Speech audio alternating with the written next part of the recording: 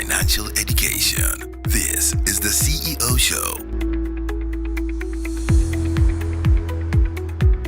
Hosted by Dan.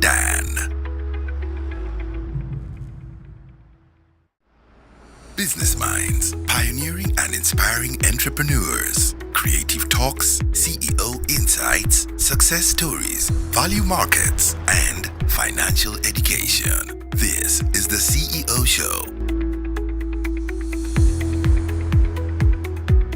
Hosted by Dan.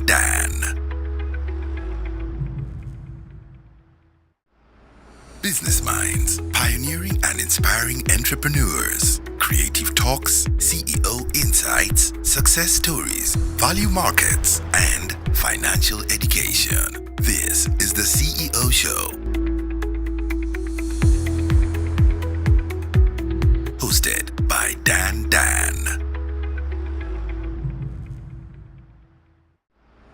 Business Minds, pioneering and inspiring entrepreneurs. Creative talks, CEO insights, success stories, value markets, and financial education. This is the CEO Show. Hosted by Dan.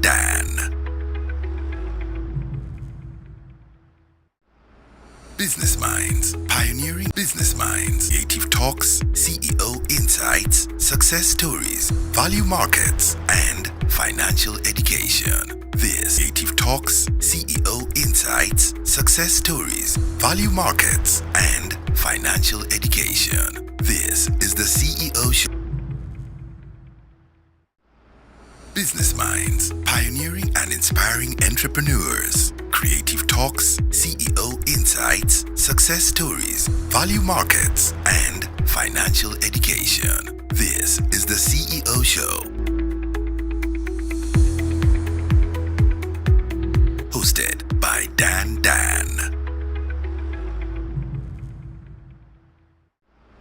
Business Minds, pioneering and inspiring entrepreneurs. Creative talks, CEO insights, success stories, value markets, and financial education. This is the CEO Show.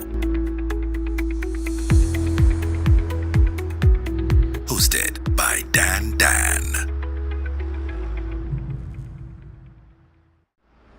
Business Minds, pioneering and inspiring entrepreneurs. Creative talks, CEO insights, success stories, value markets, and financial education. This is the CEO Show. Hosted by Dan.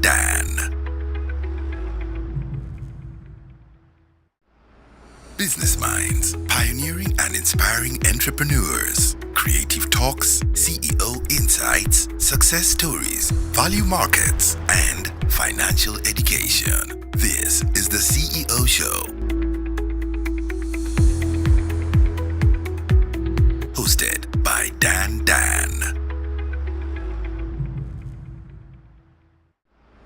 Business Minds, pioneering and inspiring entrepreneurs. Creative talks, CEO insights, success stories, value markets, and financial education. This is the CEO Show.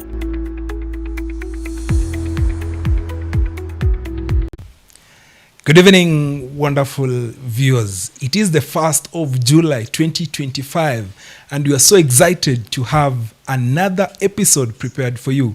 This is the 47th episode that we are running for the last 46 weeks, and tonight, successfully, we are here live. Remember, this is the CEO Show, which always comes to you every Tuesday, and the main objective of this particular show is always to bring you amazing personalities and different people in different industries. And each and every week we've been dealing with topical issues. We've been talking from one topic to another, and not only topics, but also people from different industries.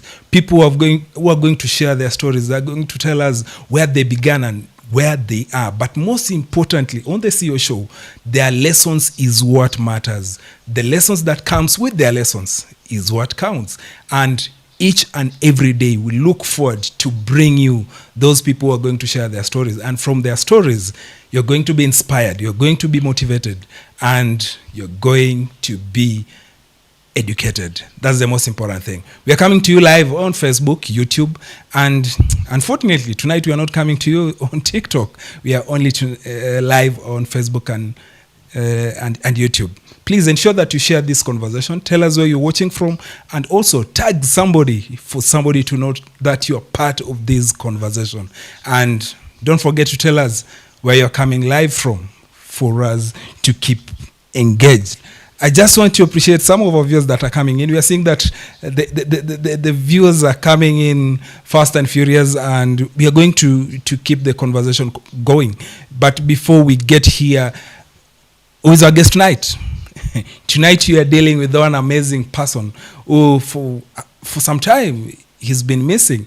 There's somebody that has been on the public limelight for some time, but all of a sudden he went missing. But do you know that he's been battling with a number of issues, but most importantly, he's been battling with one of what you can call a disorder or a menace that affects a good number of youths in the nation and across. He's been battling, but from that battle, at some point, he looked back and saw it important to get back to track, and he's back better, but not bitter. His story is a story that you can't afford to miss. Please share this conversation for somebody to know that you're getting this great information. Who is our guest tonight? Our guest tonight is Mr. Canaan Kipchumba. I'm sure when I talk about him, most of you know his story. He's been motivating. He's been talking about great things and also an inspiration to a lot of people. But behind the inspiration, back in the days, he's been battling. What has he been battling? We are talking about gambling. Welcome, sir, to the show. Thank you so much, Dan. Okay, you look so great tonight. Thank you. Okay. Thank you. I look amazing. I know I look amazing. Perfect. Yeah, for somebody who has been through what I've gone through, I feel the confidence to come out like this, and in this suit, I feel I'm born again. Wow. Yeah. And the power tie. Yes. Okay, now before we go into what people look into to hear tonight, but just tell us about because I've been reading a number of your stories, and some goes way back to your growing up and you going to school and what have you. Just in a nutshell, tell us about your growing up, and also for us to get that picture of what Canaan is. Okay, that one kind of came unexpectedly, but Canaan was born in the 80s, late 80s. I grew up in the 90s, of course. When I say every memory of the 90s is nostalgic. I started school should have been around 1993, and I finished my primary education in 2000. Okay. Around 2000 I completed my high school in 2006. So I've lived quite long, though not long enough, but I've been this is my fourth decade.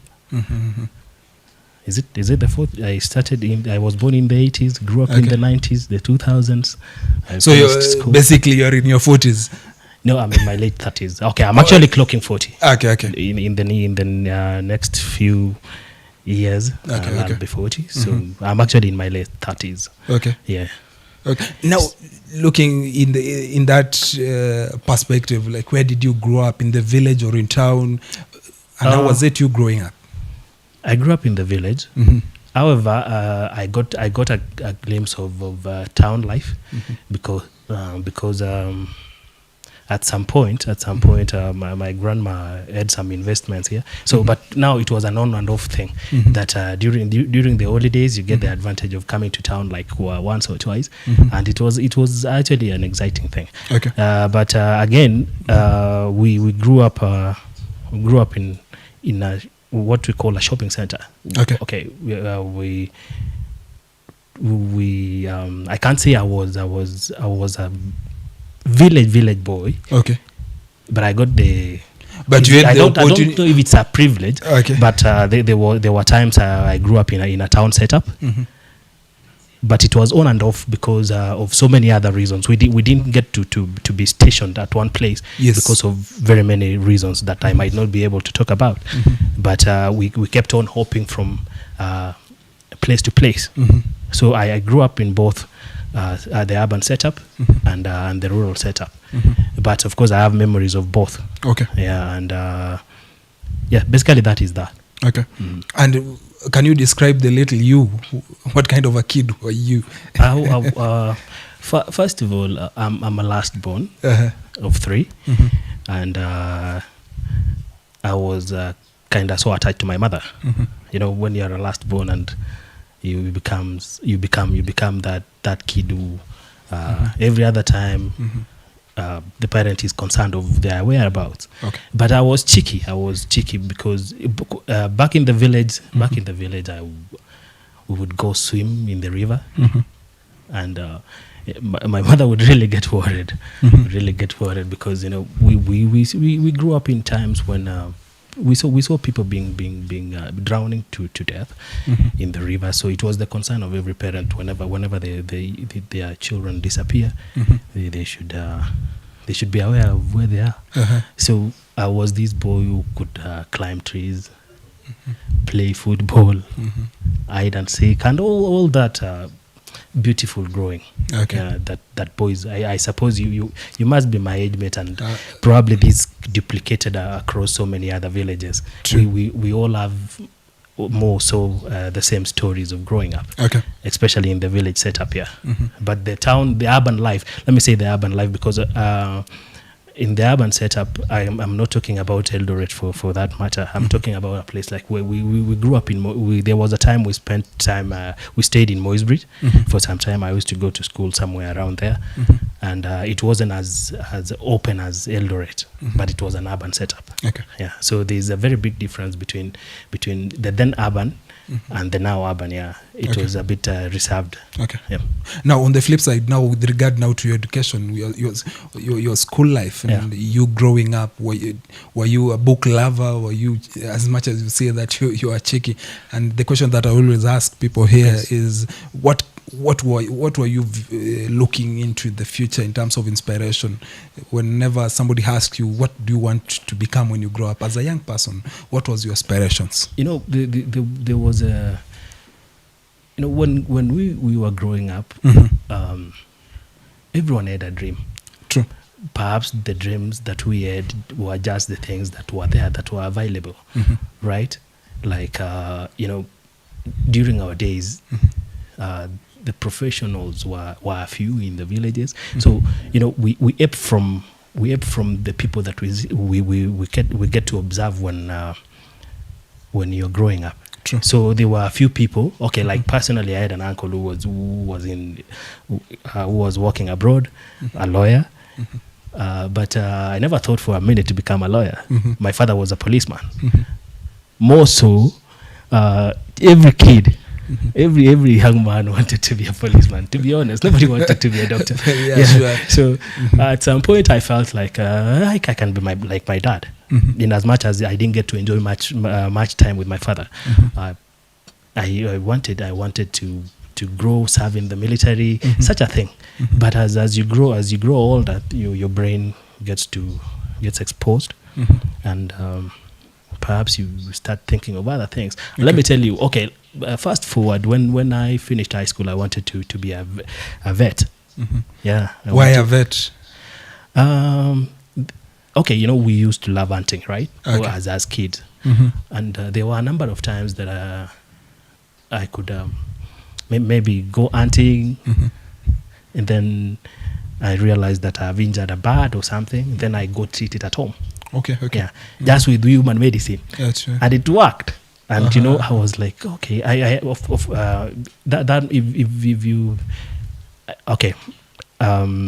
have compassion. That's one thing I know for sure. I'm so compassionate, and I feel like nothing should suffer, be it animals or humans. Yeah, so I used to see like animals that are crippled, and I wish I could save them.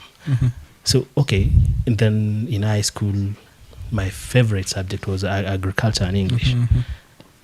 those were my favorite subjects. So I thought, like, why not do vet medicine? Okay.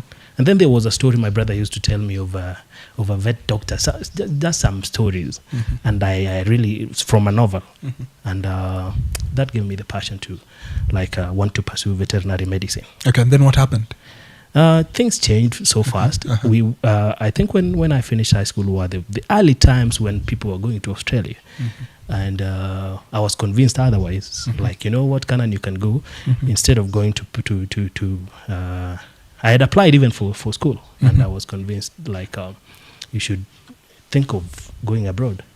And I changed my dreams. I was like, it's okay, let me try to go abroad. And in as much as it didn't work out, I ended up now going to college. You know, more often than not, we tend to go to school or to go to college and pursue what your parent wants or your guardian. But not what you personally want. Yes. Especially now during our times. You know, I went to college around 2007, 2008. It was a bit, you know, that's way back, right?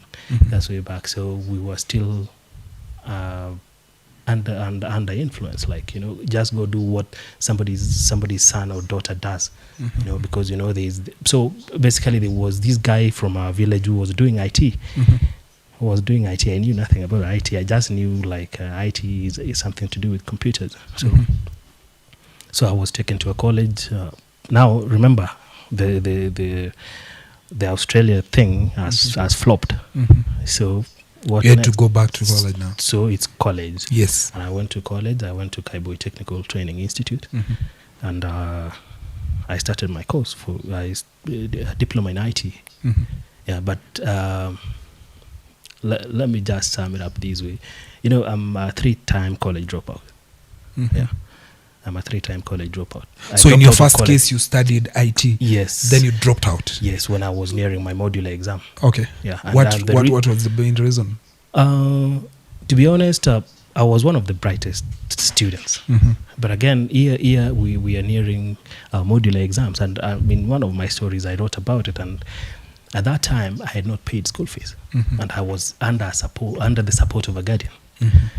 So in that process, you know, when you're doing modular, the Kenya National Examination Council exams, you have to register. True. So for you to sit for that exam, you need to have cleared your fees. And at that time, I had a fee balance, and it's not like we had some issues during the holidays with my guardian. And my guardian is actually in the lineage. It's just somebody that is so close to me, who was actually supporting my education. Yes. And we had some difference, very, very, very petty difference. I think. You wrote something about it? No. Oh, yeah. Where, on Facebook? Yeah. Yeah, I just wrote about it. I think 2 days or 3 days ago. And when we had the misunderstanding, I think she became bitter. Well, and she said she couldn't pay for my school fees anymore. Okay. And at this time, I'm nearing my modular exams. Okay. So I tried all that I could to get into to try and find a way to do the exams. But you couldn't. But I couldn't. Okay. You dropped. No, I didn't just drop like that. I went ahead and requested my bursar if she could just slot me in. But she refused. I called somebody who was so close to pay for my school fees. Also, he refused. So the only thing I had to do was to defer. You know, in college, you can defer and come continue later. So I went to the principal's office, made a deferment, then left for home. Yeah. Okay. And then that was the first. That was the first job. The second one, just in brief. The second one was, when I came home. I think my guardian saw that I was troubled, and she decided again to take me back to college. Okay. This time round, I went back to the institute that I was, but went back a year. Okay. The class that I was with had gone a year ahead. Okay. So I started again. Okay. But along the same course, yeah, IT. Okay. Again, I dropped out. issue school fees. Same challenge. Same challenge. Child trial. Home again. After that, now I changed the school. I went to African International College. Now I'm going to pursue diploma in business management. So you see, I've changed course. I've not finished the IT, but I'm changing my course to this now the third year. So I went to ICO and pursued diploma in IT. Not IT, in business management. So along the way, the reason why I dropped out of college the third time, there was a point where my mother was so sick, and nobody was attending to her. I've been raised by a single mother. So at that point, I was receiving aid from my guardian, and this time I'd been given money for school fees, but my mother is sick. She's lying there sick, and nobody is attending to her. So I had to go to the principal, defer school, so that I could take my mother to hospital. So from there, that is now when I started life in this town. I went to my friend. Before I met the family, I went to my friend, who is my best friend, and I told him my story. I told him my story, and I told him that I'm going to defer. I'm going to defer because of these and these reasons. And he saw sense in it because he knew I would come back. And that's what happened. That was how I dropped out of college the third time. Yeah. Just to help your mother. Just to help my mom get some medication. Yeah. Now that is education. Now getting to town, you're here and having all these challenges. How did you put up yourself together in because hiyo maisha ya kuja town sometimes becomes a challenge. So how did you settle in town? What happened? You see, when I deferred, I think I had been given around 30,000 shillings or something. So I sent my mother money. I called my brother and told him, I want you to take mom to hospital. I'm sending this money. Use this money to take mom to hospital and for planting. It was during the planting season. I remained with around 7,000, and I went to, there's a place I used to stay in Subaru. So I bought a jiko, not a jiko, a stove, and a sufuria, the big one. And I started selling milk. Yeah, I went just, if you know Subaru very well, right in front, there are some shops up. Yes. So I took one, which was a kinyozi. The guy wanted to put a butchery, just a small kiosk, and nikaanza biashara ya maziwa. So I started selling milk. Yeah, while selling milk, that's when I enrolled now for my counseling course. And the business was booming. I went so you had to go back again to school. Yes, but now this time paying for myself. Okay. Using what you were making from selling business. Milk. Yeah. So there are a lot of people who know that I was doing that. Yes, there are people who can attest to.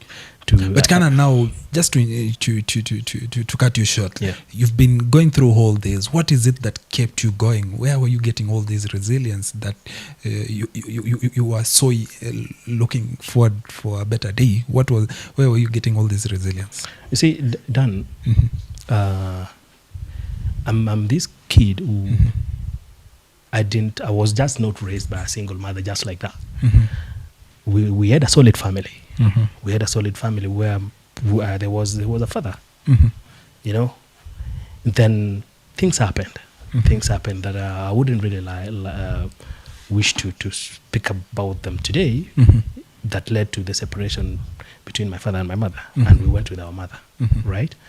So all along, you know, when we went back to our mother's place, now my maternal grandparents, we didn't quite get that embracing reception. Yeah, things were tough. You know, it was back in the day when divorce was something that, separation and divorce were things that not there. You know, there were days that even deaths were not as common. Yeah, so even then, divorce and separations were not as common. So you've gone back, and then you have to see your mother struggle every day. And then, you know, as a kid, we tend to absorb the negative things that happen that cause trauma to us more than the positive things. As a child, you'll ask someone today, what do you remember about your childhood?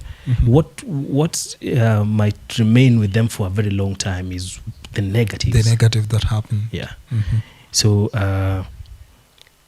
what I told myself as a young boy, I told myself, you know what, I'll never raise my hand on a woman. Because I saw that, and I saw the effects of that. You know, you saw that happening to your mother. Yeah. And I didn't. It didn't quite sit well with me. I didn't want to see any woman suffer, for that matter, especially now my mother. So I grew up seeing my mother struggle through that, and I always hoped that one day I'll be that man that she will appreciate. Yeah, and I told myself, you know what, I'll never lay my hands on a woman. And more so, I would love to protect women. And lucky enough, I got daughters. You know, I'm a father to daughters. And so if we are talking about what made me resilient, was actually how I saw things happen and fall when I was a kid. So, you know, I'll briefly tell you of this story of a drunkard father who had two sons, right? And one became successful, extremely successful. The other one became an alcoholic, and yeah. So when both were asked, what made you be who you are? Like when the two sons were asked, both of them were like, you know, I didn't want, the other one, the one that was successful said, you know, I didn't want to be like my father who was a drinker. The other one said, I wanted to be like my father. So, you know, you have choices in life. For me, I didn't want to be that person. I didn't want to be that person who causes harm to people. Yeah, for whatever reason. But that one has kept me going for a very long time. Yeah, because also growing up wasn't easy for me. Yeah, I was this kid that had a lot of identity crisis. I really needed to know a lot of things because given that I was the last born. Yeah. And for a fact that your dad was not in the picture. All that. Now fast forward now, having you are now a professional counselor. I've gone through that.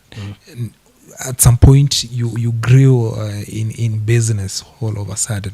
You picked up and you were doing good. And if I can remember, sometimes back, all of us, we were drawing a lot of inspiration from you in social media some 3-4 years ago. How was it back then? You see, how did I break into the space of maybe financial breakthrough? I started when I was doing my milk business. There was a point where my uncle, I approached my uncle. I made friends. I made friendship with people, more so athletes back in the day. So I saw an opportunity, and I made a proposal to my uncle to get a car for car hire. Now, you know what brought me into the limelight was the car hire business. I started car hire around 2011 or 2012, thereabouts. Now, after I had made some money from the milk business, I've gone to school. So, and I used to also train with these athletes. So, whenever they would come from races abroad, they would want to, you know, to hire vehicles. So I started business. I started doing business here. Car hire. I started car hire here in Eldoret. Which in turn I graduated to building a kinyozi with a friend who was an athlete, Apple Zion Mall. And that's how things picked up. You know, and I came into the limelight and I came into knowing people around here. So I was doing so well. But again, you know, life has no balance. Yeah. So fast forward, I left Kahaya. I went and worked for an organization around 2014, 2015, which was called RTI International. which was being sponsored by. It was an education program being sponsored by USAID. Okay. So I worked for USAID for around one year plus. But then I had gotten exposure. Okay. I had gotten exposure, and then I went from when I left USAID, I went to work for Akothe for some time. And then I came back now to. So what spiraled me to stardom was a post. What made me famous was a post that I made on Akothe's wall, which had I made a comment. I wrote a comment. So that comment is what attracted so many following from the socials, and that's how I came into social media. But remember, here I've studied counseling psychology. Now, I didn't practice much. I interned at Ampath, but I didn't want to work for somebody. I didn't want to work for an institution. I just wanted to do things my own way. But when now I wrote this comment and I realized that this comment was so emotional. I realized that there are so many people out here who are broken emotionally, and I'm a counselor. I decided to use Facebook now, the platform, to help people. I started writing write-ups and doing my videos. Okay. That's how I became famous on Facebook, especially the videos. Then along the way, I started doing charity. So that's that about how I made it out here. Okay. Yeah. Okay. And fast forward, because this is something that I'm sure people are really looking forward to in terms of, now you are doing all this good. Now let's now deal with the elephant in the room. Yeah. At what point did you now come into the interaction with gambling? Okay. And do people understand that is what you were going through back then, or we are just admiring the Canaan who was motivating us, inspiring us? But what was your first interaction with gambling, and how did you come to find yourself into this? But before you answer that question, let me just appreciate viewers who are coming in so that we get into this. Thank you so much, ladies and gentlemen, for joining us tonight. Our guest tonight is Canaan Kilach, who is I can call him a reformist when you talk about gambling. And this is a monster in the room that we chose to speak about it tonight, and he's just getting started. Please tell us where we're watching from, and also if you have a question tonight for our guest, please don't forget to drop on the comment section. We're coming to you live on Facebook and also YouTube. But just to appreciate a number of our viewers who are coming in, I'm seeing IK Palugeti is saying that already tuned, keep it up, good work done together, we must fight addictions in the society is bleeding. Robert Roy is following, Collins is tuned in, Collins Kipchumba is saying that he's watching, Judy Flex is saying that he's live from Elgon View. Kipchirchir Collins again is saying that he's tuning. That's great. Jeffrey is saying that we are following. Matelong is watching. Kiprop Charles is saying that Canaan Kipchumba Kilach, that's great. Your English command is spot on. Good job done. Elisha Songok is saying that bravo. Following Albert Meli, huyu alitaka sana kuwa soja. I think this is you grew up with that guy. you grew up with them.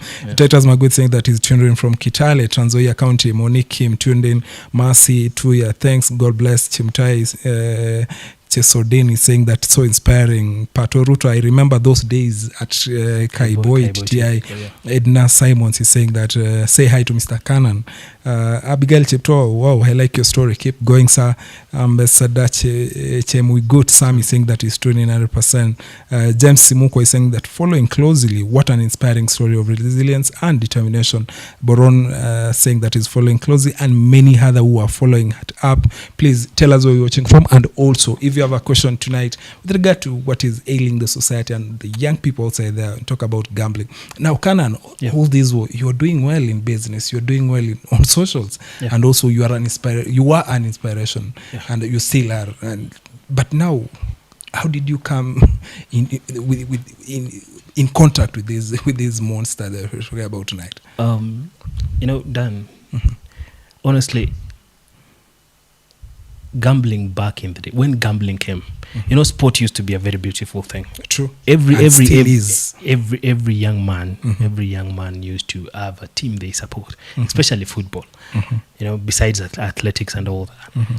So initially, being a is it being a fanatic or being a fan?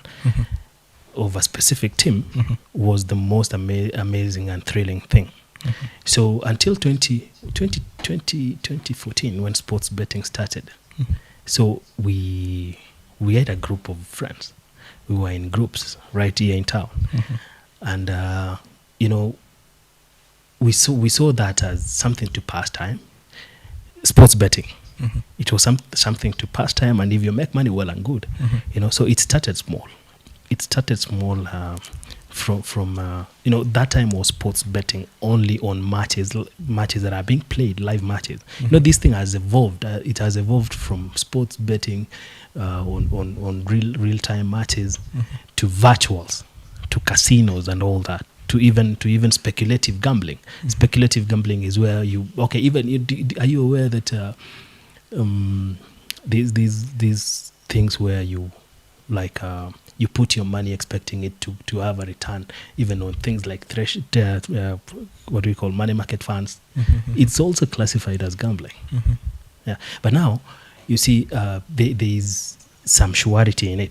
But now, back to how I started. I started like any other person, with a group of men, friends. We used to select two teams which will win. So the in gambling there are things called odds.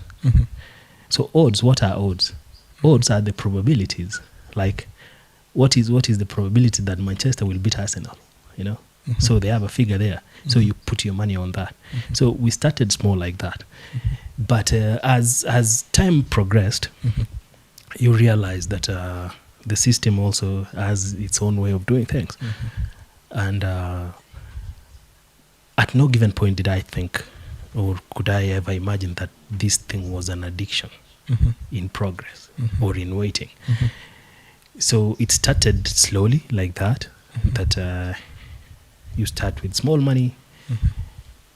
Sometimes you win, sometimes you lose. And but at that point you are doing it for fun, and it was for fun. It was for fun and to make money, and to make, of course, or it's not only for fun. It's also to try and make more money from whatever you have. So gradually, I got into it in 2015, and I've graduated from 2014 to 2015. I'm in it. I make money. I'm earning a salary, a decent salary. So I could. Sometimes I win. Sometimes I could win money amounting to way above my salary. And even at work. At work, there were friends that used to know me as a gambler, and it was okay. There was actually nothing bad with it, and I didn't feel like this thing will one day grow to be a menace. So as time progressed, fast forward to how did I get myself into this mess? You see, when things were working out for me, people didn't know. Even personally, I didn't know that this is a problem. It didn't look like one. So there was no need for me to be afraid of it.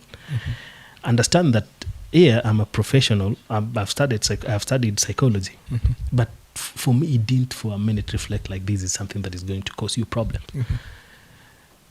So the more time went by, the more I was deep into it, and the more the systems changed. The more there were so many other options that would make it look so simple. Like, if I use this option, the probabilities of winning this money is high. So the more I did it, the more it trapped me, and that is how it has been for everyone who is currently an addict.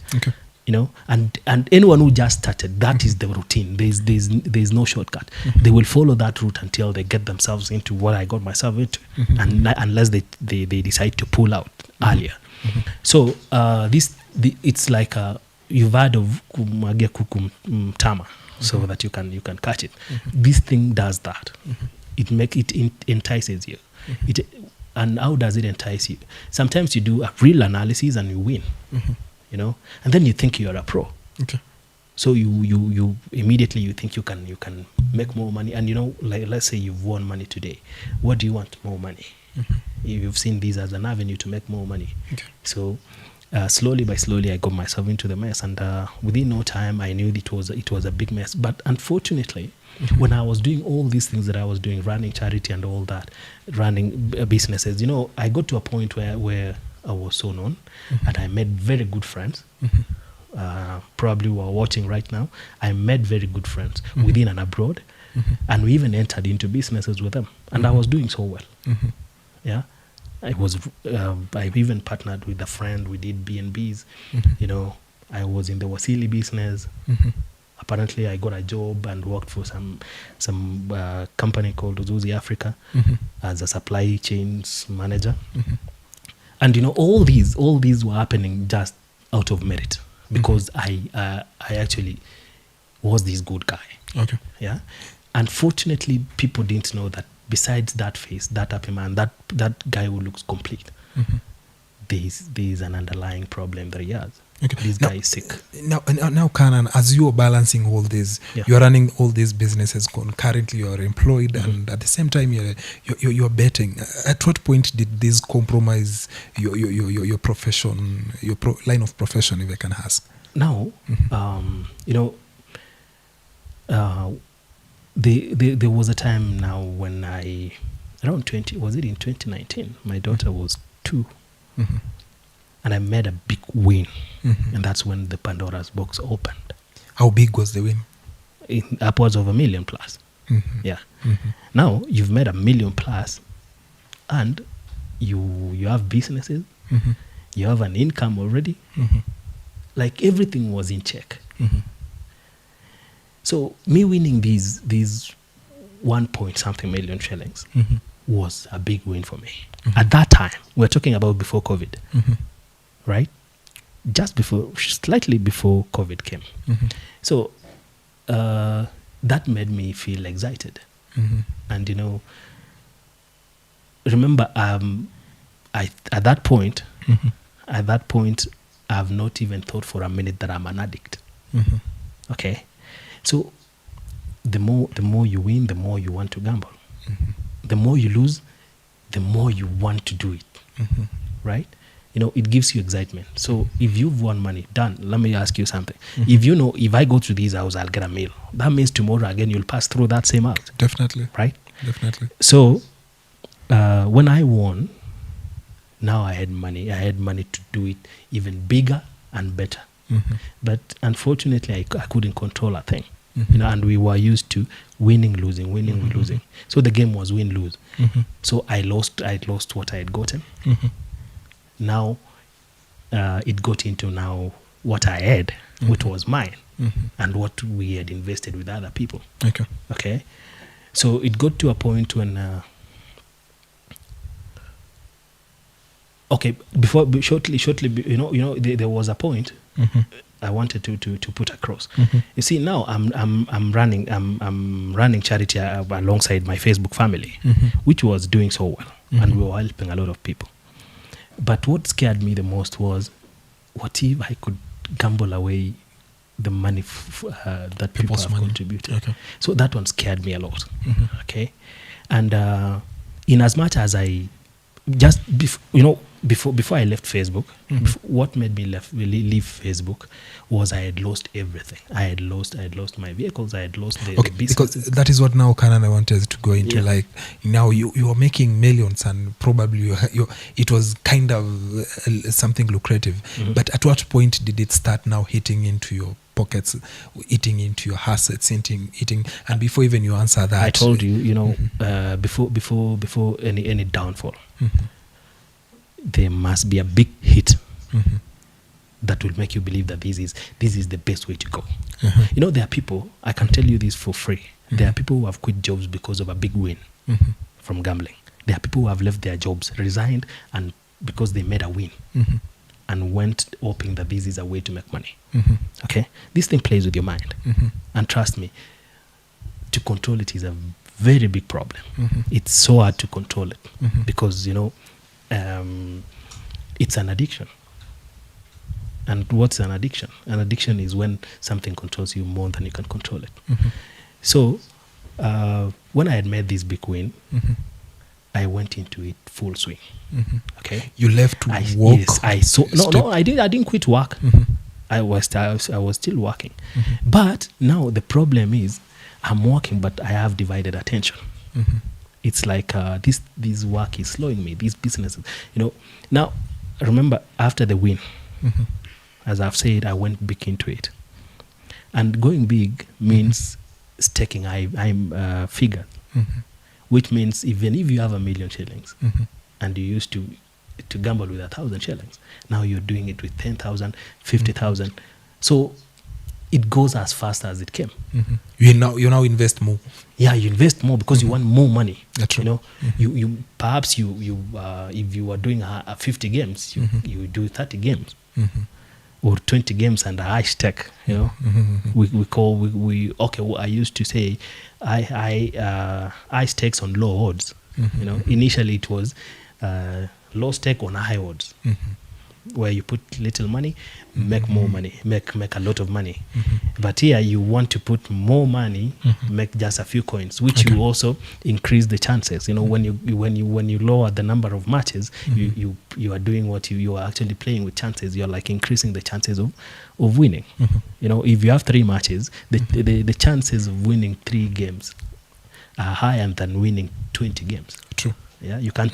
Predicting 20 games is a bit harder than predicting 3 games, especially that you have a choice to select. So that's what I did. I went into it full swing, and as I did this full swing, I want to compensate. When I lose a certain figure. When I lose a certain figure, I want to recoup it back. Right. The more I want to do that, the more I'm losing. And matches are just there. So by the time we come to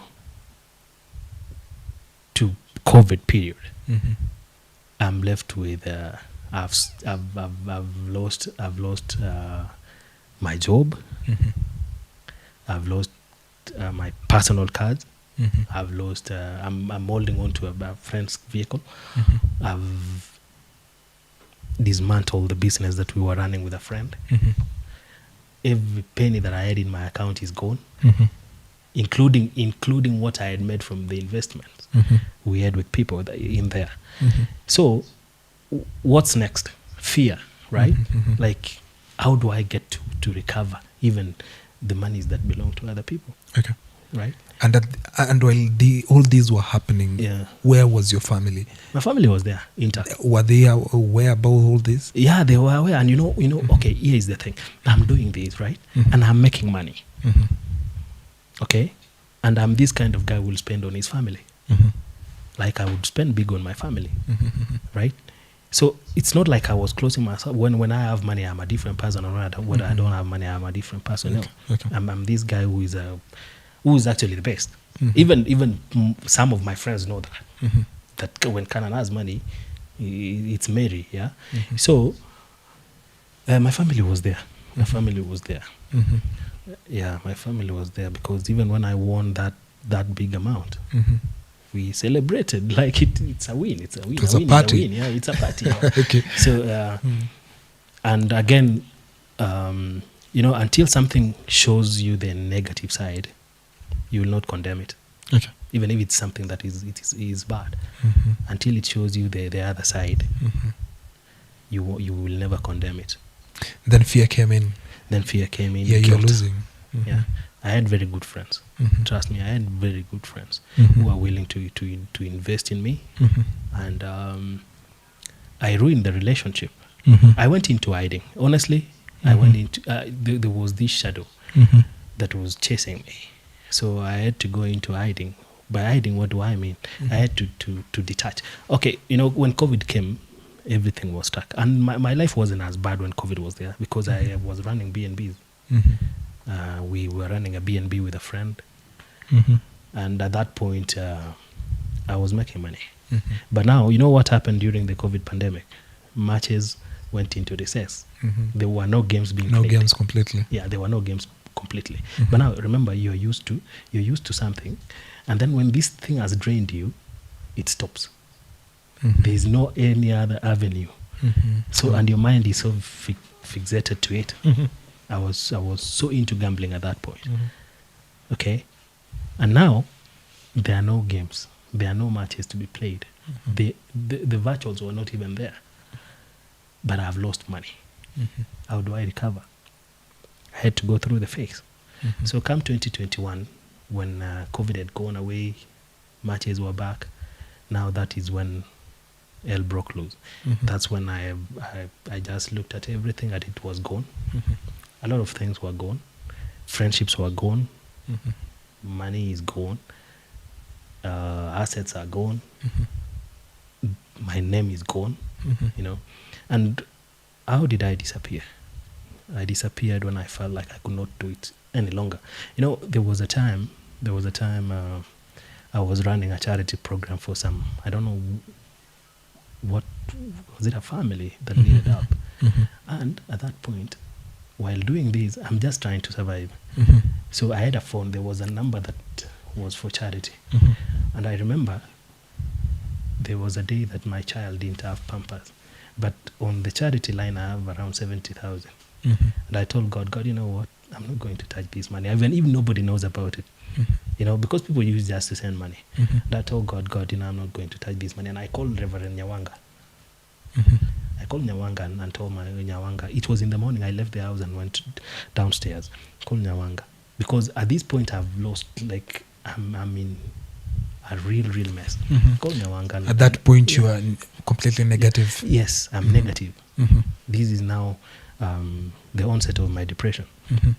So I called Reverend Nyawanga, and Nyawanga sent me 1,000 shillings. I told him the story the way it was. I told him, you know what, this is how it is, and kindly, would you be kind enough to send me 500 shillings? Remember, on the other phone, I have 70,000. But now, where are you getting now the discipline? Your kid here needs something very urgent, and yourself, you had money for charity. What scared me the most was, you know, there are things that you do, and they get back to you. Anything that you do, even in hiding, it will get back to you. Okay? Because remember, I'm an addict. 2021 matches are back. I'm still running charity, trying to survive, just to keep my head above the water. Remember, I have this money. I have this money with me. But I don't want to gamble it. Because I know it ends. Okay. This thing has frustrated me already.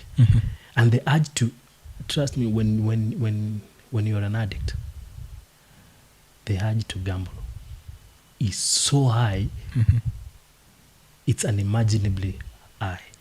You can it's something just beyond your control. So when what made me not to use this money for whatever reason was I just felt like I'm going to build curses for my children, you know, and foreseen curses. So that one kind of scared me a bit. Yeah.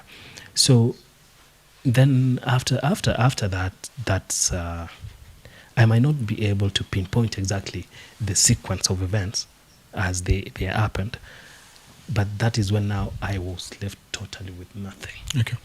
Empty. The Canaan you knew was gone. But before now getting into the pit where you are, the depression and all that, but Canaan, at that point, you are still running charity, you're going through this phase. How were you now? How were you sustaining, maintaining the image, the aura on social media, but behind you are struggling with this particular addiction? And also, as we are speaking to people tonight, there are some people who are watching seriously, they're following this, but they are doing well at workplaces. There are these people that people are seeing them doing well, but they are fighting this and it's eating into them. How were you balancing the two? How did you manage that phase? Okay, here is the thing. While I was doing all these, while gambling, I didn't see it as a problem. You know, it was just one of those ways of making money. It was like an investment. I didn't know it was something else until it took me to the bottom. I didn't know it was something else. I didn't even realize it was an addiction. Okay? I just knew there was a way I could compensate it. I could get it back, especially after multiple wins. You know, if I could win that time, why not now, you know? So that notion kept me moving. But in the literal, I was a done man. Yeah. So let's go to how I got myself into depression, or how I got into depression. Now, everything is gone. My friends are looking for me; they're not finding me. I've squandered whatever was there. I've ruined businesses. I've ruined friendships. I've borrowed. Right? I've lost what is mine. I've borrowed. I've lost what we invested with our friends. I've lost a job. In fact, let me just give you a glimpse of what happened with my job. My boss trusted me so much, and there was a time he put some money there, because I used to be the supply chains manager of a company that exports and imports grains. This guy had given me like everything. He gave me a good job. He used to fuel me every day and pay me well. And he trusted me. So at some point he was leaving for Rwanda. He was stationed in Nairobi. So he sent me money for buying maize in the millions. And because the urge to gamble was so high, I think I spent around 500,000 of that money on gambling, betting too. And it all went, I think in 2 days or 3 days, I had lost around 500,000. That was now around the third month after employment. And what came to my mind, I had a Mercedes Benz. I just told myself, I've messed up. What do I have to do? I have to dispose of this vehicle and replace that money before this guy comes. I gave him stories before, like, Canaan, did you acquire that consignment that we were to buy? No. I gave him stories. But in the meantime, I was buying time to sell my car.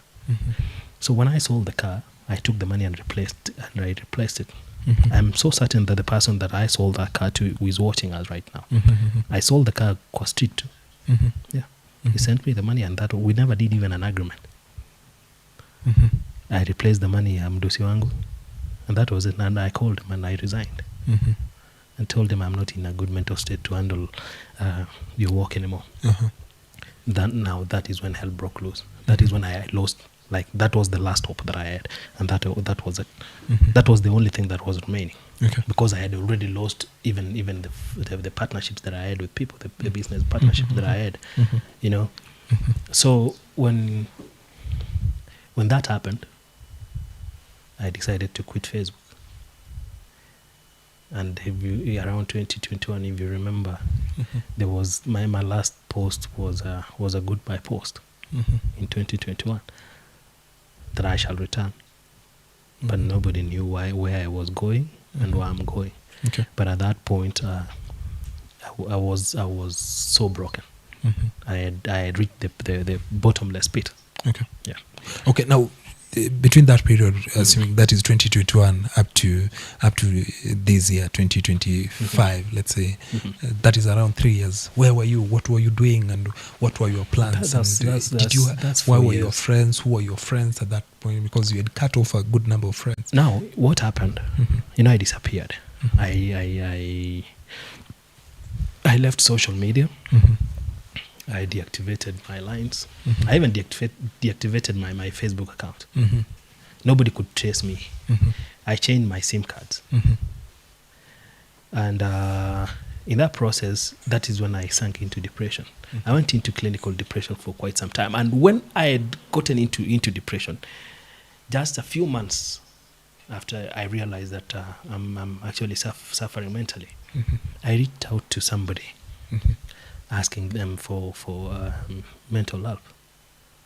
And the person, so it means you are very aware that you are going through this. Yes. Yes. Then you reached out. It had come to my realization that I'm sick and I needed help. And you see, when I reached out, that person was so positive. This was somebody who used to help me when I was running charity. So, I will withhold the name, but she reached out to a doctor at MTRH, and I think a psychiatrist or a psychologist. I don't remember. And I was to go start therapy, but I disappeared again. I ran away from the help. And that is how bad it got. Okay. So, yeah, okay. So, and then where was I? You know, I just closed myself inside my house. I couldn't leave the house. I stayed indoors for close to 4 months without leaving the door. Yeah. So my wife used to go to the shop. I couldn't even, I used to sleep day and night. Okay. Day and night. Day and night. Apparently, I don't know what that is, but I'm this person who, when troubled, I sleep a lot. Okay. Yeah. And now, kind of painting as a picture of somebody who was depressed, somebody who was lost hope in life, and despair was a portion that you're holding. At that point, because we statistics shows that a good number of young people are depressed outside there. We've seen suicidal cases. Yep. We've seen people giving up, and they chose to even surrendering everything. Painting as an image of a depressed Canaan. How did you know that you were depressed, and what were the signs, and what were the options that you had at that moment? You see, Hosted by Dan.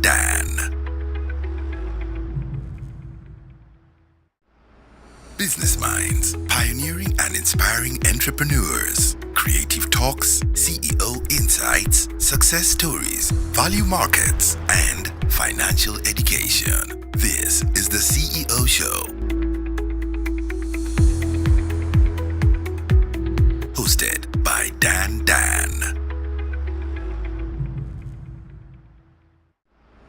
Business Minds, pioneering and inspiring entrepreneurs. Creative talks, CEO insights, success stories, value markets, and financial education. This is the CEO Show. Welcome back, ladies and gentlemen. Sorry for that technical itch that we had, but we are grateful that we are back, and we are going to pick from where we had left.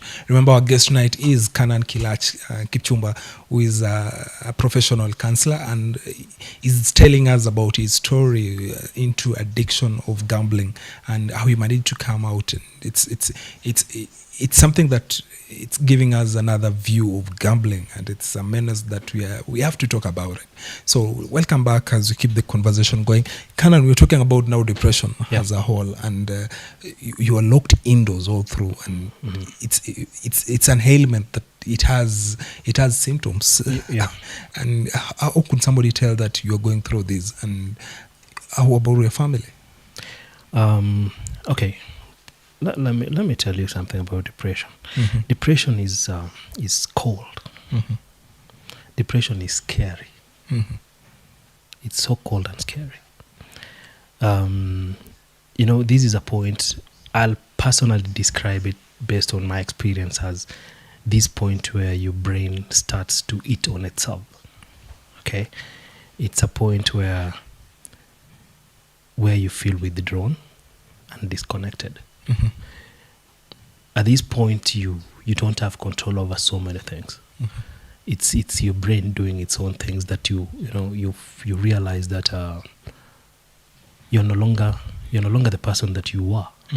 Okay, so it is characterized by a number of physical features like appearances. Sometimes you are unkempt. Generally, first of all, you become unkempt. You don't care about looks. You don't care about hygiene. You don't care about your like you don't care about food. You don't even feel like eating.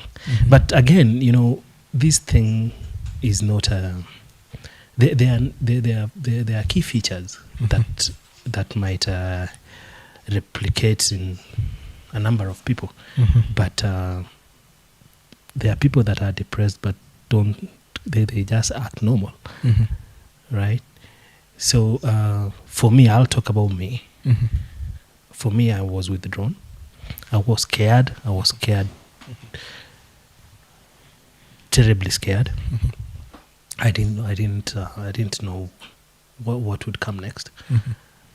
I always felt like this thing that is chasing me. I was actually running away from my own shadow.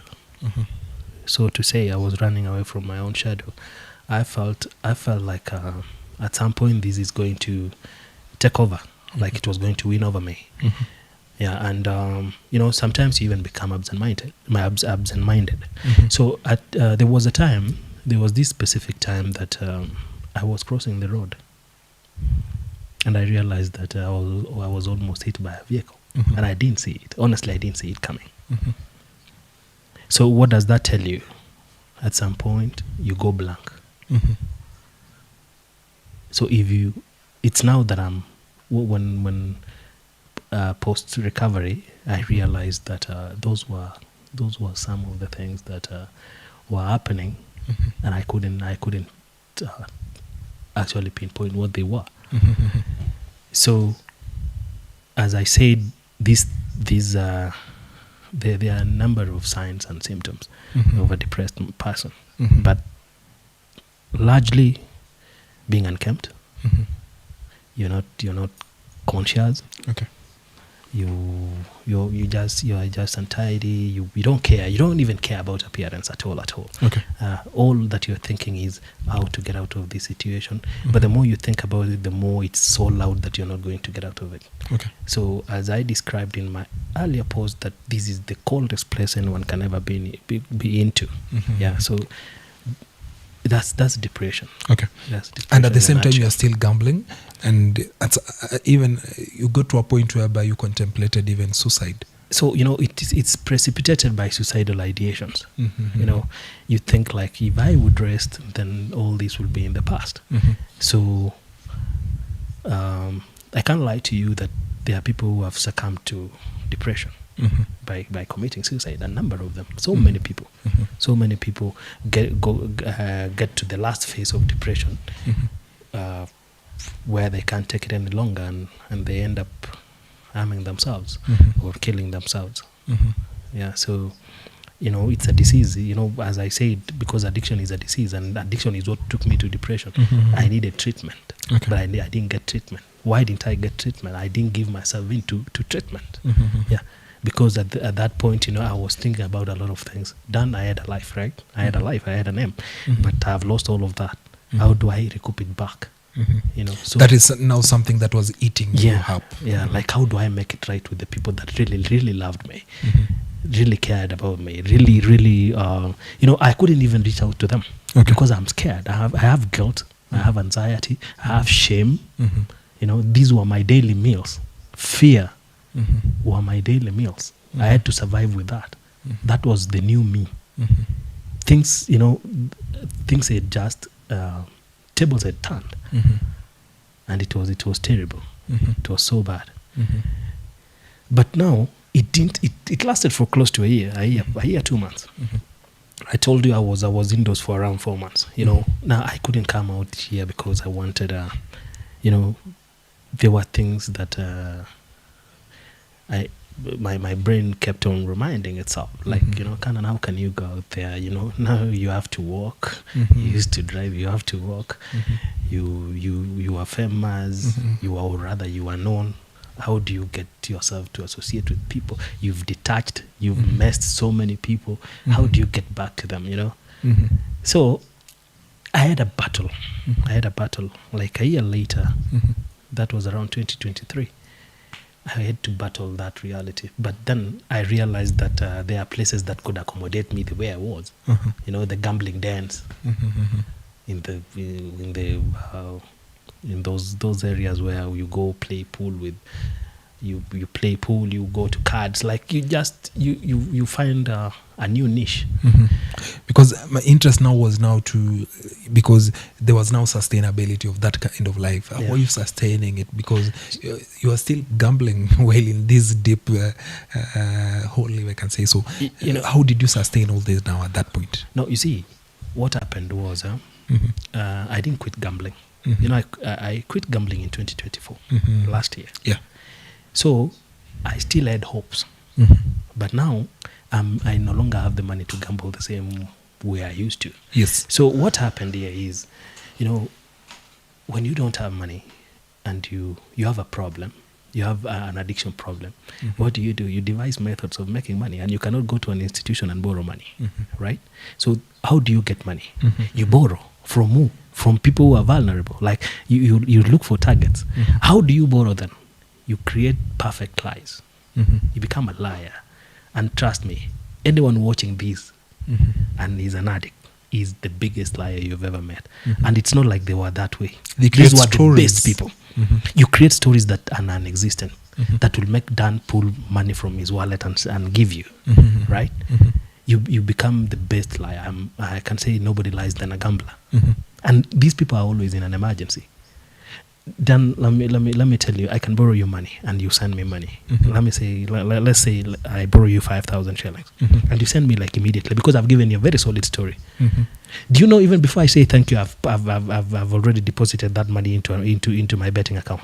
Mm-hmm. The time I'll tell you thank you is when I've been beaten dry, when I'm empty, when I've exhausted all that money. When all that money is gone, that's when I'll come and tell you, you know what, I had left my phone somewhere. Thank you, I've seen what you've sent me. Mm-hmm. Because the urge is too high. Okay. It's too high. Mm-hmm. And Mm-hmm. because of gambling addiction, Mm-hmm. friendships, even your own relatives Mm-hmm. at some point will disown you because Okay. of your character. Mm-hmm. And they assume that they don't even know, especially people who are not into gambling. Okay. They don't know what kind of menace gambling is. Okay. They just think that you have a problem. Like, you know what? Fix yourself. Mm-hmm. That's your problem. Mhm. But it's not you. Okay. Yeah. I know. It's like you're under a spell. Okay. And then 1 year, last year, you chose to. What is it that now made you realize that you're heading in the right direction? I made last year I made quite a lot of money. Mm-hmm. That would I have chosen even to pay my debts, I would. Mm-hmm. But here is the problem. Mm-hmm. Mm-hmm. You're making money, even genuine cash, Mm-hmm. from just good deals. You remember I showed you my transactions, Yes. my M-Pesa transactions, Sure. of very genuine deals that I made Mm-hmm. that would break you even. But Mhm. again, here you are sick. You're still into this thing, and Mhm. everything went into it. So, at some point, okay, let's go back a bit. Mm-hmm. How did I come out of depression? Mhm. I became used to it, right? And I started associating. I told you I changed the circles. I accepted that now I will just look for a group that I'll fit into. Mm-hmm. Yeah, and I found a group that I fitted into. Mhm. People who are gambling like me, Mhm. and that became my new home. You made a new circle. Yeah, I made a new circle. Mhm. I let go the other one that was there Mhm. before. Mhm. Yeah, and I made money Mhm. through gambling and through deals. Mhm. But in that process, I had I had not found myself. Okay. Now, in 2024, we got to really skip a number of phases up in between there. But now, what I call my Damascus moment, the moment that I met grace. Mhm. All along I had been praying. I had been praying. Mhm. Even when I was in this mess. Mhm. I think what kept me going was prayer. I used to pray and gamble. I even used to pray for the matches Your that I've stake. placed. Uh-huh. Yeah. Mhm. Even when I'm playing Aviator, I ask God, just let me win. Let me win. Yeah. So Unaambia God, unajua mashida zangu, so please don't let this go. Yeah. Mhm. And I always kept a positive mind, like, despite the fact that at some point I was suicidal, I had the suicidal ideations. Not that I tried to commit suicide. Mhm. There's a point where you think of suicide, but you can't do it. You can. Yeah, but now, what is keeping you hanging on that balance? Mhm. For me, it was family. My spouse stood with me Mhm. from the beginning Mhm. to the end. Okay. Yeah, she stood with me, and I think that was something that God knew. Mhm. Maybe because of my prayers, Mhm. God knew that this is the only thing that I'll not touch. Okay. Yeah. So they are the reason. Yeah. Mhm. So you see, like, I wasted them, honestly. I wasted my family. Mhm. And my wife could do nothing. Mhm. I sold things inside the house. I sold everything. Mhm. There were times that we used to dine from the bedroom. Because you didn't have chairs. It's gone. Mhm. Everything is gone. But now at this moment, which reason are you giving them? Like, For what? where am I taking the seats? Where am I taking the No, I television? was just selling them and gambling. Uh-huh. At some point, you can't. I also feel, or I believe, my wife was depressed as well. But she became the stronger one. She saw everything went into trash. She saw me do what I did. But all along, she always believed in me. Okay. She knew that I would bounce back. She kept the faith. She used to pray. I can't tell you how many times I cried. Yeah, men do cry. Men do cry. And during that time, if there's one thing that remained with me was faith. I had hope. Now, when all was gone, hope remained. Yeah, and that's what kept me going. Okay. That's what kept me going. But until, and as I've said, I used to pray. I used to even pray for those games. But the key point or the key word is prayer. So I think now my Damascus moment was when I felt, there was a point where everything was moving so fast, and I squandered some money that was meant for business. And it wasn't my money, it was a client's money. And then that morning, my family was home. That morning I called my pastor. Not my pastor really, but my friend of mine who is a pastor whom we used to work together. I was working at his workshop. I called him and I told him, you know what? Are you awake? It was around 5 a.m. in the morning. So I wake up. I woke up at around 4. I was alone in the house and I saw that client had sent me money. I put that money into a Vieta ban, like a big one. Remember, this is very little money compared to what I have lost or what I used to lose. I could lose 1 million shillings, and my wife is a witness. I could make 1 million shillings in the morning. I have nothing. Okay, so I have lost this little money, but this was my breaking point. And that day I called my pastor. I told that guy, that pastor friend of mine, you know what? Are you awake? First, I called a friend of mine from the States who was home, and I told him, Niaji, I'm losing it, man. I was crying like a baby. I was crying bitterly. Like, is this now what I'm destined to be? Then I texted the friend. I texted my friend. So I called the pastor. The pastor told me, can I wake up? Then we talk. I told him I don't have time. There is no time. In between now and you waking up, there is no time. At that point, I knew if he was not going to pray, I was going to do something that was going to be, I would be something else today. So I told him to pray. I put my phone on speaker, and he prayed. He prayed, and this is a guy we've been praying for a year. So when he prayed that morning, and when he said amen, I broke down badly. And I cried to God, and I told God, you know what? Maybe in this process where I was helping people, doing good, trying to make you known through me, I might have missed the point. But if there is one good thing that I ever did, that is me now talking to God while crying. I told God, if there is one good thing I've ever done, just pick one. Maybe all that I thought were good were not good per se. So just pick one and change my life. Okay. Yeah, and make me stop this thing. Okay. Yeah, and that's how I stopped gambling. Now, as we walk now into the recovery mode, and probably there's something that people would wish to hear about mostly, because some are already in the battling with the same menace. Now, your journey to recovery, and how did it, at what point did you get to come out publicly and say that, hey guys, I was suffering of this, and also I'm a new person, I'm a new creation.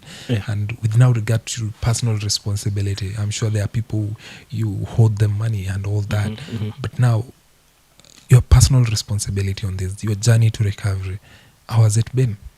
You see, one thing I realized with I don't mean to be too spiritual about this, but this is the truth about what saved me, right?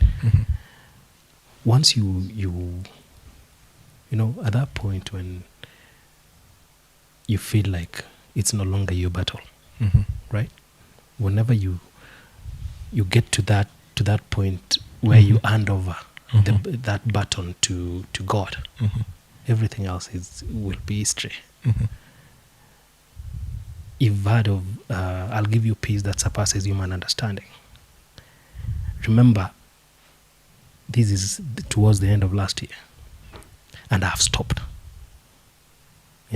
I've stopped. Where do I get money from there? Where do I get money from there? How do I pay my bills from there? What's next? I left it to God, and I told God, you know what? Fix me. I'll be patient. Just work on me.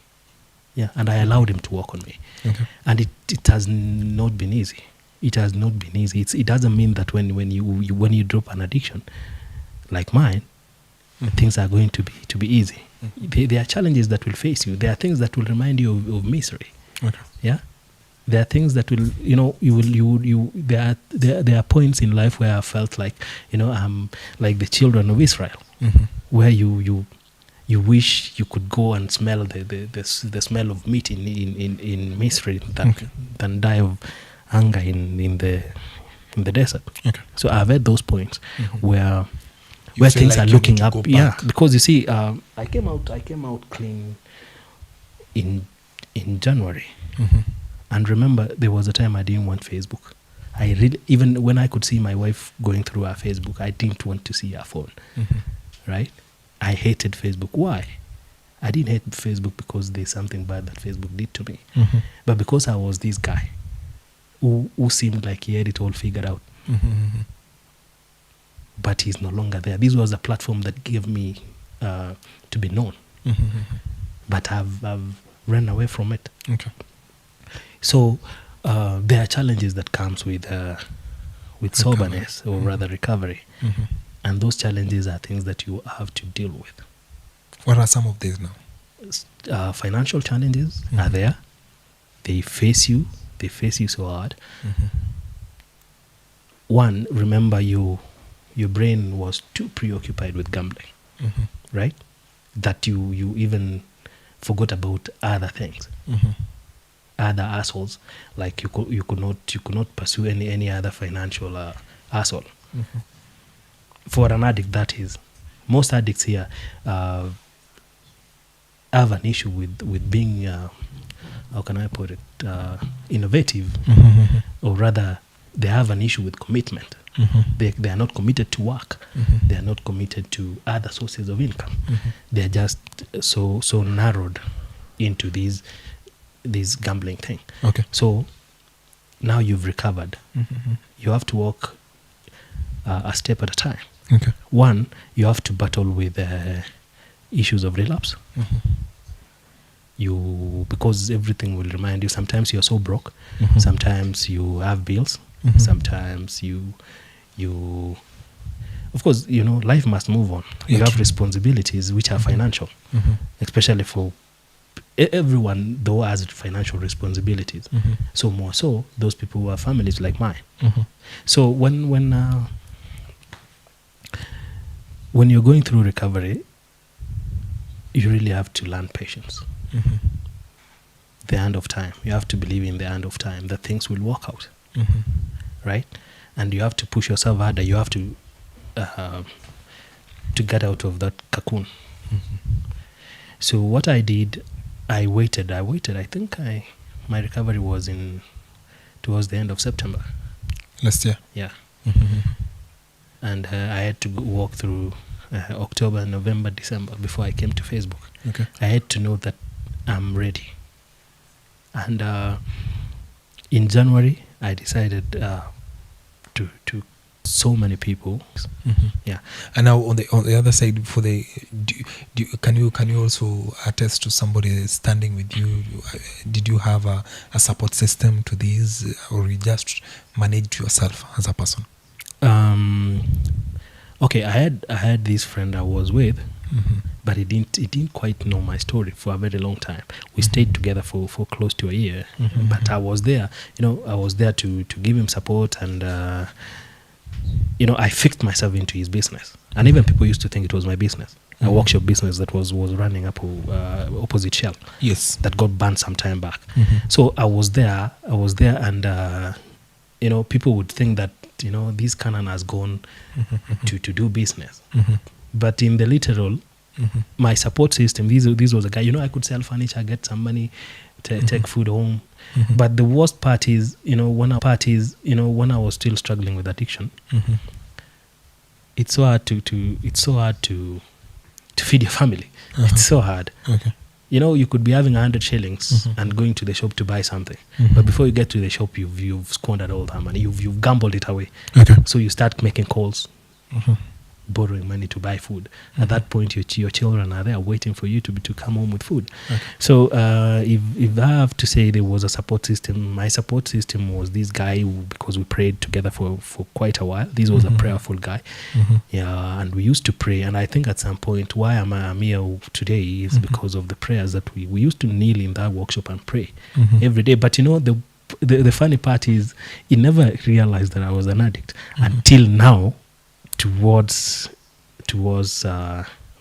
these last days before I recovered, that's when I realized that so what you've been doing was an addiction, and that's when I told him my story. And he's somebody from home, somebody who knew me to be okay. Okay. Yeah. So when I told him my story, he felt like we needed to pray about it, and we prayed about it. Okay. So I think he held me in prayer. I know he still prays for me. I pray for him as well. So. Coming out open and admitting that you are having a problem is also grace. It's not for everybody. Not everybody can admit such. Yeah. So if you ask me about my debtors date back to around 2020. Some who believe that I'm good in doing business, and it's not. I think God also is faithful to a point where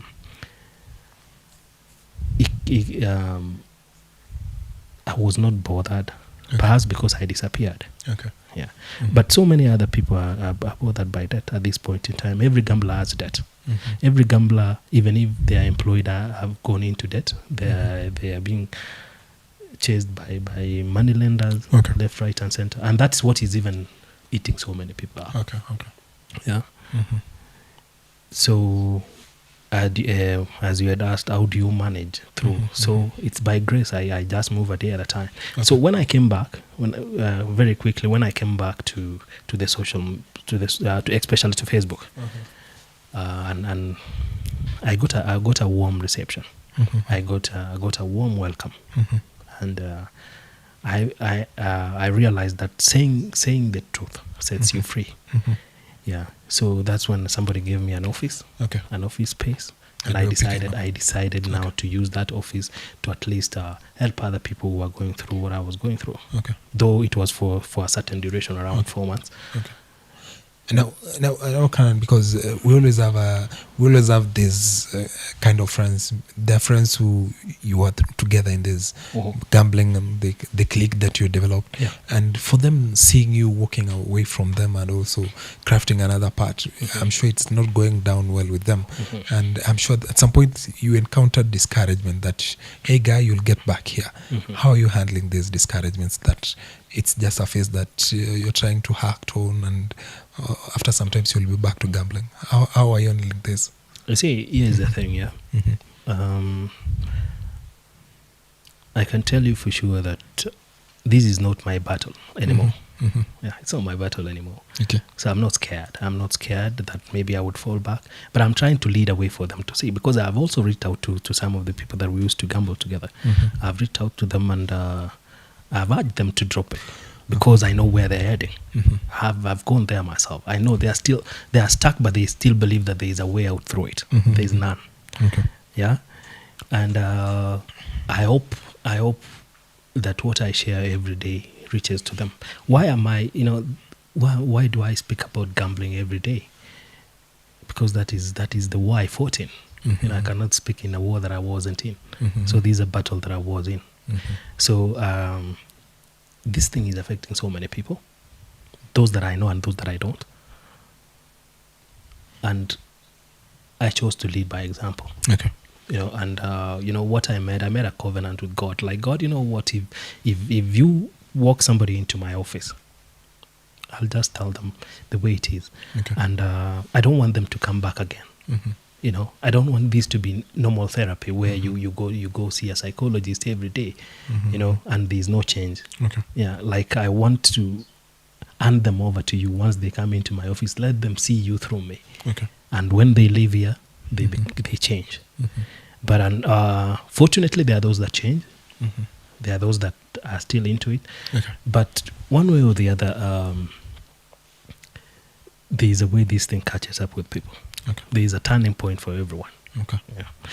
Now, Canaan, every phase in life always have a lesson, and I'm sure it came with myriads of lessons. So what are some of the lessons that came with what you went through? There are so many lessons. Honestly, there are so many lessons. But the most, all these lessons are painful. What I can say is, when you think you're standing, just watch out, because the next thing you know, you're down there. So don't be too comfortable when you're up on your feet. Just be careful and pray, because you might end up kneeling. Basically, that's the lesson. That's the lesson. Like,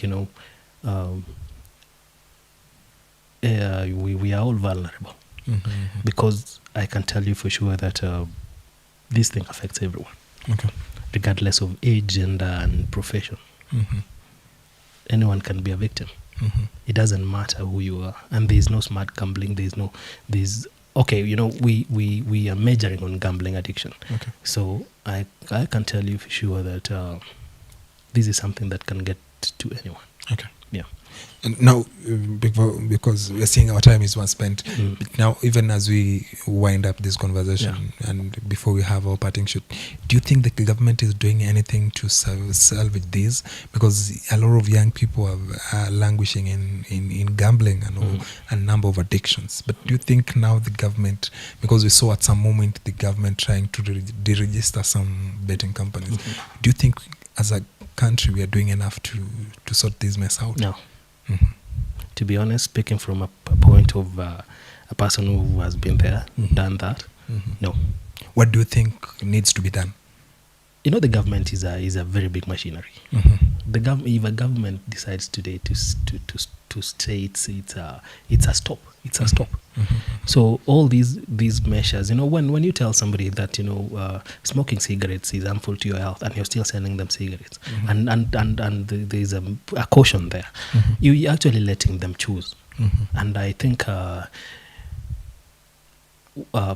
this is a game of choices. You are left to choose. Bet responsibly. What is bet responsibly? They're actually telling you, what? If you want to mess yourself up, you can mess yourself up. This thing messes people up, but the choice is yours. It's like salvation. You have to choose which side you want to go to. You either get born again or you get stuck there. So basically, I think I don't believe that the government is doing a lot. It's not putting too much effort into it. Because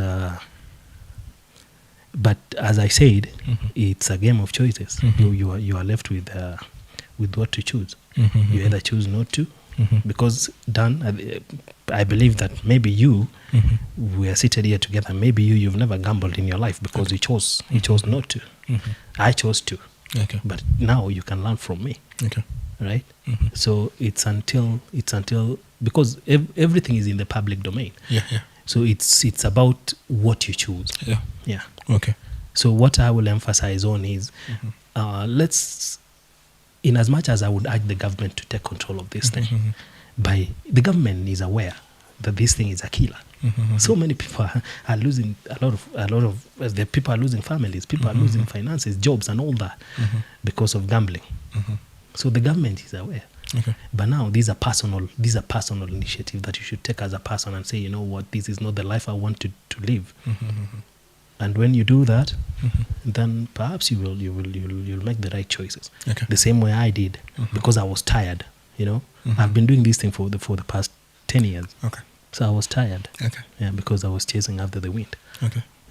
And before you tell us what next now for Canaan, and what are you doing now to help other people out of this, and also what is next for you, the future, 5 years later, what do you expect to see out of you? I think that's something that you need also to tell us as you give us your parting shot, and also to speaking to other people gambling. Just to respond to a number of viewers who have been following us keenly, we have Joel Kipkema is saying that he's following, and then Nicholas Kipkalis, he's saying that Dandan, I kindly need this guy. I'm sure we'll reach out and follow it up and see how you can help. And then also Osea Kip Bet is saying that following live Canaan Kipchumba Kilach, you are really a testimony. Diana Mayo is saying that she's saying insightful. Thank you so much, Diana. Kimtai Victor Arono is saying that she is following. Vincent Nyarebo is saying that everyone who has had an experience with gambling can relate with all these. Thank you so much, Vincent. And then also we have Millennium David saying that kudos Kipchumba, you are a strong man. And this is a comment from a good friend. But Muriat is saying that this is a good show. Joan Brudens Ruto is saying that depression hit me back in 2021. But Mungu ni nani? I think this is a testimonial from Joan.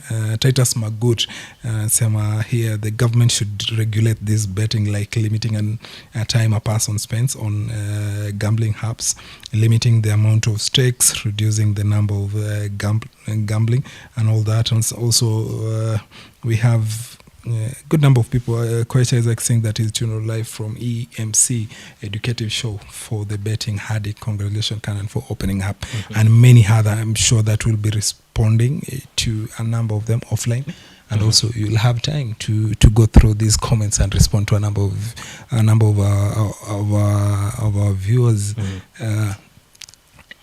Canaan, now where is the future? 5 years later, I see. Who do we expect to see? Dan, yes, I've come to a point in life where I have known that the unforeseeable future is in infinity. You could have plans, but flop. I had plans, of course. Back in the day, I had plans. But after what I went through, I just hope that I get a future that I desire, right?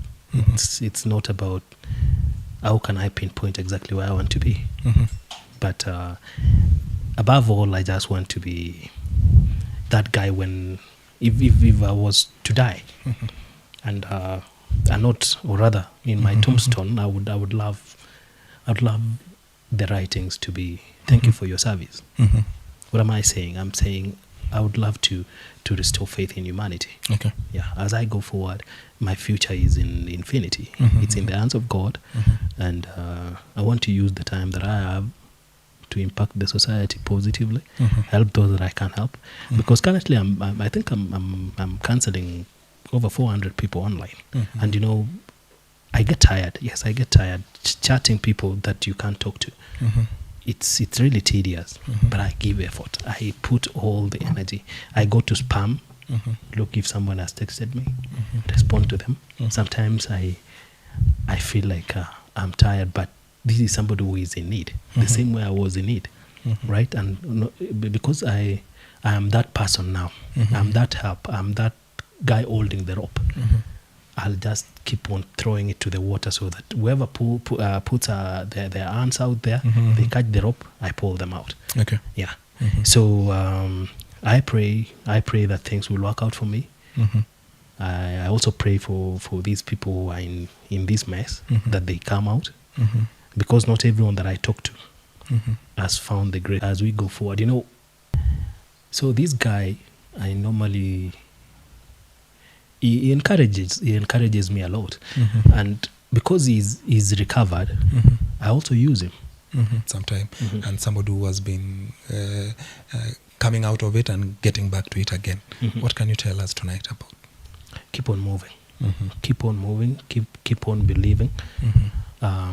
For sure, there's light at that. You see that light you see at the end of the tunnel. It's true light. Just keep on moving. Sometimes even if you can't see your next step, just place your foot. Yes. If you see just the next step, just put your foot there, then you leave the other one. Mhm. A day at a time, you'll get there. Mhm. This thing is not something that you will just pull out of it like that. Okay. It's a process. Mhm. It is slow, it's tiresome, painful. But if I say direction is more important than speed. True. Yeah, it's not about how fast you can be sober. It's not about how fast you can get there or how fast you can recover what is lost. Okay. Just focus on recovering. Just focus on what is remaining. For me, I believe that what is more important is you as a person. True. How do you fix yourself as a person? Leave alone what is gone. Leave alone the death. Leave alone the need to be there so fast. Okay. It's a day at a time. It's gonna be slow, but trust me, you will get there. Okay. Yeah, if you just make that initiative today to focus on direction rather than speed, you'll get there. Okay. It doesn't matter how long it will take, but you'll get there. Thank you. Yeah, Thank you. It is a matter of time. it's just a matter of time. Thank you. And time is the best healer. Thank you. Thank you so much, Canaan. As a show, we wish you the best in Thank you. your journey. And also, we are so proud of you and associating with you. Thank you. Keep doing it and keep showing up and keep mentoring and keep motivating. It's very Thank you. important. So thank you so much for creating time, for being here tonight. It really means a lot. And I'm sure our viewers tonight have really learned a lot from this journey. I can't log out definitely without appreciating our YouTube viewers who have been following this. Kiplagat Yego is saying that looking amazing, my good people. Watching this man, Kilach, the former gambler, intellectual awakening is welcomed. Go inspire, bro. Thank you. Thank you so much, Kiplagat Yego. And then Glenn Kipkosgei saying that keep it up the good work. Following clearly from Lusail, Chebet Shalini is saying that following live from Eldoret. Say hi to Mr. Canaan. Thank you. And then Mercy Empire is saying that hey hosts and everyone. Presenter Obai is saying that looking good, my people. And then Mercy Empire is saying that I'm so proud of my Eldoret city people, always motivating and not scared to talk it out and learn the lessons. Thank you so much, Mercy. And then Norama Properties following up keenly, thanks to the teachable conversation. And then Protas Ngeleche is saying that you are a strong man, Mr. Canaan. Thank and you. many other responses that we've been getting all through. Thank you so much, our dear viewers, for being part of this great conversation. We could not avoid the fact that we went past time, and these nuggets were very important for tonight. I'm sure you've learned something. Personally, I've learned a lot. What is your take home tonight? Me is about one step at a time. You don't have to see the whole staircase. Just like take that one step, and the rest will figure itself out. Thank you so much for being part of this conversation tonight. You've been really, really amazing. And sorry for the technical itches that we've had, but I'm sure you got it all right. I'm looking forward to see you once more. Again, come next week. We have another great guest prepared for you. Another topic to be handled. Talk business. Talk what is happening. The current trends. Let's see you next week. Let's keep this conversation going. I'll be looking forward to see you. May you have a good night. May God bless you. I was your host, Dan. God bless you. Value markets and financial education. This is the CEO Show. Hosted by Dan.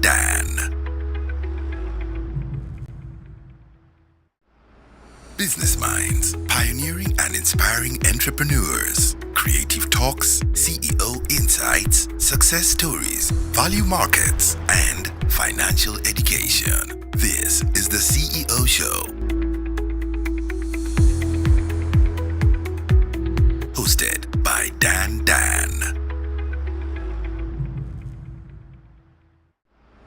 Business Minds, pioneering and inspiring entrepreneurs. Creative talks, CEO insights, success